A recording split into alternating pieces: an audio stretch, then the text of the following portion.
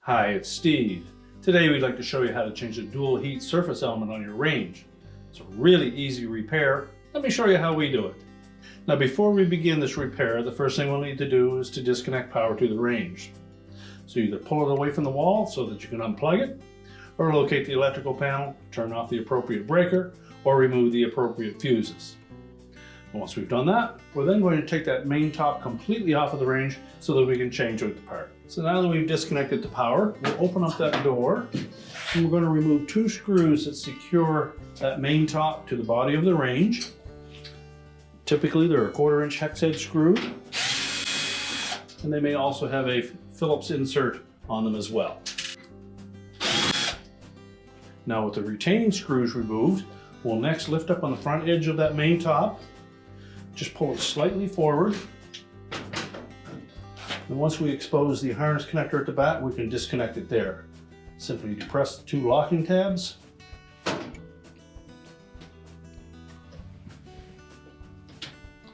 Separate the harness. And then we'll take that top, we'll set it upside down on a suitable work surface, and we can change out the element. Now that we have the main top removed and set on a suitable work surface, we can go ahead and change out that dual element.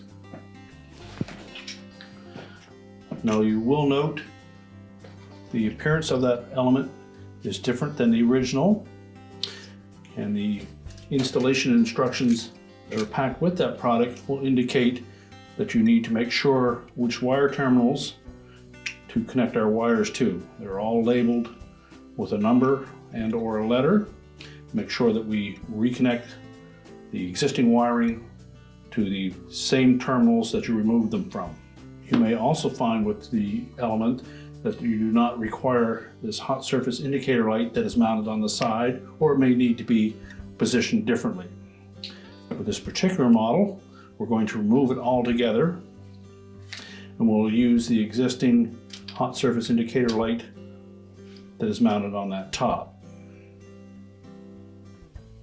We'll also note that there is a slight difference in the size of the wire terminals that are used for that hot surface indicator. On the original element, on this particular model, they're 1/4 inch spade terminals. On the replacement element, even though the terminals are in a different position, there are a smaller terminal and there are 3/16 terminal. So you'll need to have new terminals to attach to those wires. We'll cut the old ones off and install some new ones so that we can have that working properly. So our very first step is to take note of the location of the wires on the existing element. Either take a picture of them with your smartphone or write down the wire colors and the corresponding numbers or indications on the terminal block, and then we'll remove that old element. So with the terminals noted, we'll just pull those off.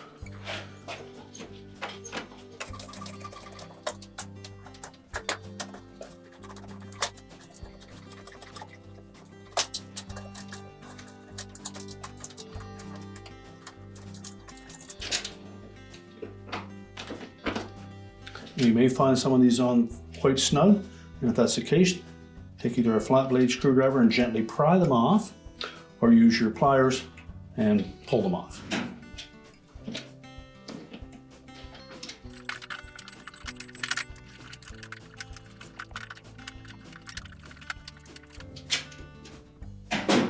Now next we'll remove the mounting tabs for the existing element, but before we do so, take note of the location of those mounting tabs in relation to the perimeter of that element. You'll note that all around the perimeter of that element there are some numbers that are opposite some corresponding holes. So take note of the location of those, and then we can remove the old brackets from the element and the main top.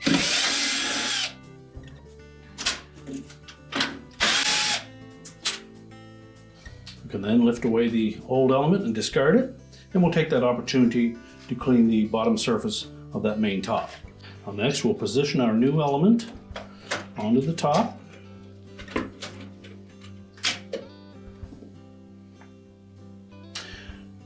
And then we'll mount the mounting tabs to the element in the corresponding holes.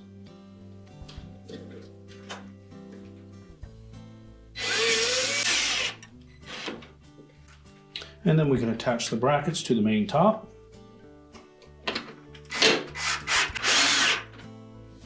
Now with the element mounted to the top, we can next move on to the wiring changes.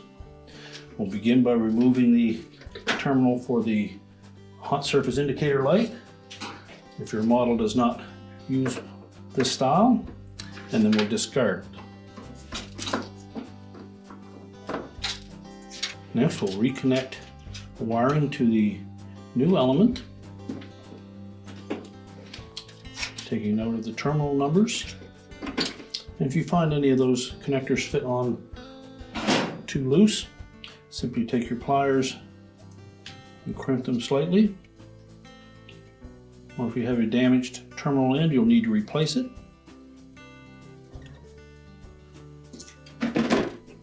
It's important that these connectors fit on nice and tight. Again, take note of the terminal numbers and make sure that we attach the wires to the same terminal numbers that they were on the previous element. Now we did take note that the terminals for that hot surface indicator light on the new element, the terminals are smaller than the harness on this particular model, so we're going to have to cut these off and replace them with the proper size. Simply cut them close to the connector.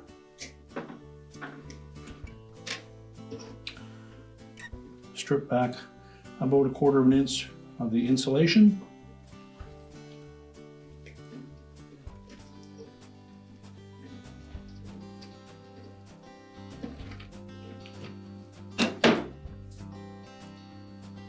Slip the new connector onto the wire. Make sure that it's extended all the way in so that we actually see some copper wire showing,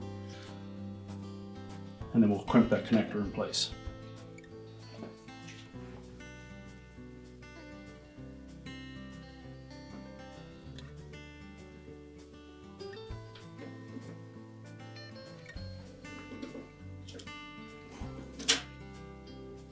Now we'll need to do the same for the opposite side. You'll note on this particular model, we actually have 2 wires attached to that terminal, so we'll have to cut them both. Getting as close to the terminal as you can.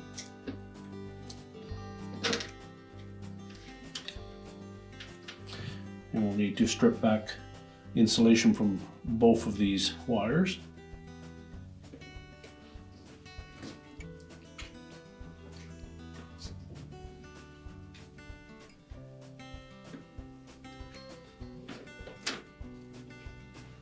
And next we'll twist the 2 wires together.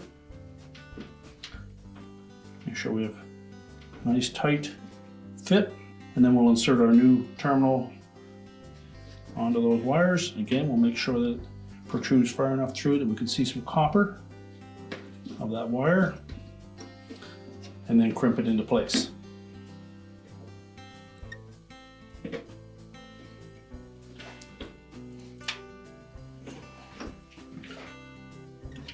And then reconnect those wires to the new element.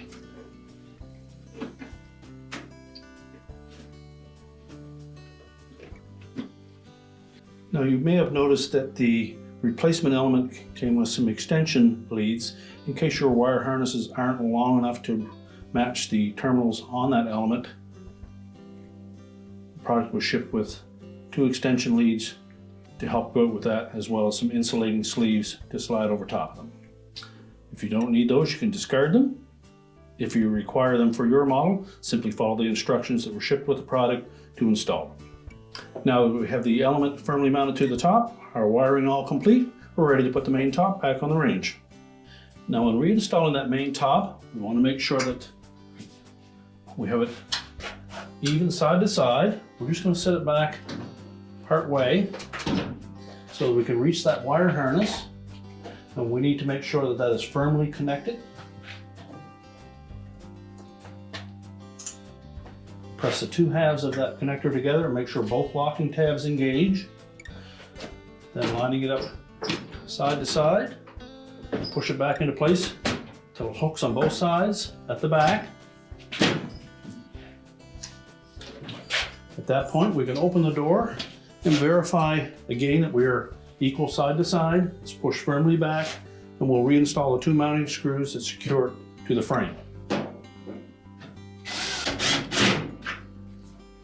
Then we can close the oven door up and prepare to put the range back into place. We're now ready to push the range back into place, reconnect the power, and our repair is complete.